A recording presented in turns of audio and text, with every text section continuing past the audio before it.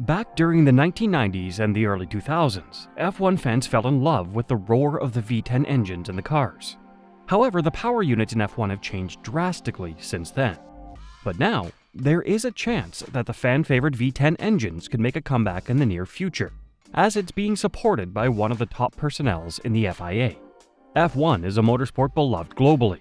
From the beautiful tracks to the fast cars, the sport has attracted quite the following over its lifetime, ever since it started back in 1950.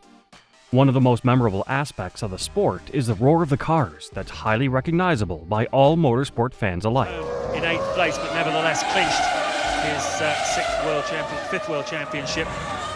Well, here today, he isn't going to... The feeling of a V10-powered F1 car flying by is unbeatable even to this day. The most iconic years in F1 were during the V10 era of cars that ran from 1989 to 2005. Those 10 cylinders instilled joy into fans like no other with their high-pitched roar. Formula One faced a lot of criticism when they decided to move away from the V10 engines because of how much fans had come to adore them. However, a recent statement from the FIA president sparks hope for the V10 making a return. But before we get into how F1 can bring back the V10 engine, we must understand why it was scaled down in the first place. F1, being a motorsport, is highly reliant on fossil fuels for their engines. When the sport began, the cars used supercharged V12 engines. Back then, engines weren't efficient, and V12s could only generate 425 bhp to 600 bhp, as compared to the 1000 bhp produced by current-day V6s. F1 had to take several steps to make sure the sport became sustainable both financially and environmentally. Restrictions were put in place for the engine manufacturing to reduce costs and emissions while making the competition fair for all teams. Before said restrictions, teams could pour as much money as they had into the engine manufacturing, giving the edge to the richer teams. After the engines were scaled down, there were many positives. The manufacturers became even more innovative, pumping out more power from smaller engines. Costs went down and the cars became faster. By the late 80s, F1 moved to naturally aspirated 3.5-liter V10 engines. The sport started gaining popularity exponentially during this period, mainly due to the rivalries of drivers like Senna and Prost. The scaling of engines also let the FIA implement a no refueling restriction on the race, meaning that the drivers could not refuel during pit stops, as the engines became far more fuel efficient. This prevented several incidents from repeating, like with Felipe Massa and Jos Verstappen. Another factor was that the engines had no rev limit imposed. This meant that while the engines revved higher to almost 21,000 RPM, they also degraded quicker. But the sound they produced at max rev had everyone watching feel their power. Due to their higher revs, they produced a high-pitched roar at high speeds, which made the cars audible even from far away, making the flybys even more memorable. The V10 era did come to an end, unfortunately, for many. After 2005, F1 shifted to 2.4-liter V8s, which, while less cylinders, still produced iconic raging sounds for fans to enjoy.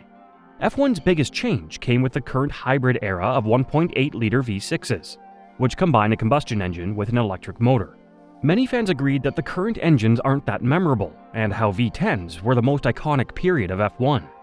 Mohammed Ben Sulayem in a recent statement said, "While we look forward to the introduction of the 2026 regulations on chassis and power unit, we must also lead the way on future technological motorsport trends. We should consider a range of directions, including the roaring sound of the V10 running on sustainable fuel." The F1 community obviously jumped at the statement, citing it as a comeback of their beloved. While many claim Mohammed Ben Sulayem said it just to take the heat off him that generated due to the swear ban, his statement does hold sway. But the question is, how can F1 make the V10 engine sustainable for the sport's future? FIA has been pushing for sustainability in the sport for a long time, and with F3, they've achieved it to a high degree. Formula has shifted to 100% sustainable fuels starting this year.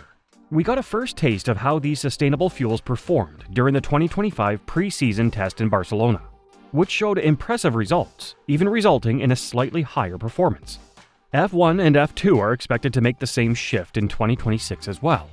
With FIA's focus on sustainability and the successful test with F3, it's not a lie to say that V10 cars can come back to F1. The engine manufacturers continually push for innovation and performance. With F3's test, they might even have the required data needed to build engines with more cylinders, capable of running Aramco's new biofuel. However, as feasible as the idea is, there are several concerns that fans have with the return of the V10 engines. The first is the exact reason why the engines were scaled down: the cost. Making higher-powered engines work with biofuel will require a lot of R&D, increasing the costs further than just manufacturing them. The increased costs might not be worth the small increase in power.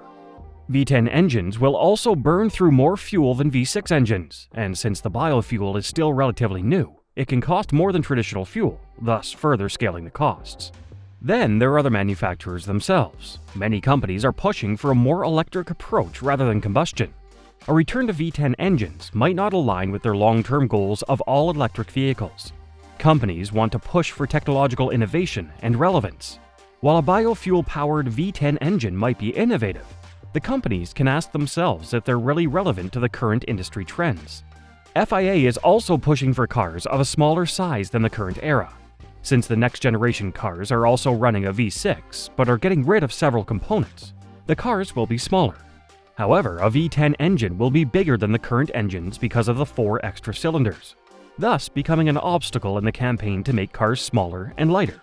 Power itself is not an issue since the biofuel is producing a similar amount as fossil fuels. However, F1 cars have a rev limit, which can cause teams to underutilize their engines. These are just some of the concerns among the many that can cause an impact if V10s were to make a return. And a simple going back might not truly bring back the thrilling atmosphere of the V10 era. However, the idea remains just as feasible.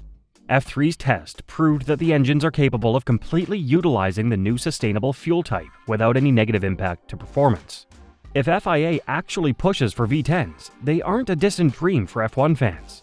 While the initial cost of development will be high, it'll be offset by the amount of fans the sport will generate and bring back from this decision.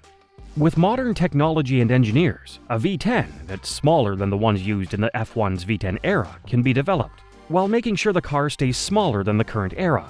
The engine displacement can be further reduced to be less than 3.0 liters, making the engine smaller volume-wise. One of the biggest changes coming to the new engine in 2026 is the removal of the motor generator unit. Heat. The cars will only have the MGU-K, which means manufacturers can utilize that space for a bigger engine as well. While the manufacturers will have to configure the V10 to run on both sustainable fuels and in conjunction with the MGU-K, they won't have to go through the trouble of setting up the MGU-H. The newer rev limit can be a balance of both power and reliability. Limiting the rev limit on a V10 will make it far less prone to engine failures.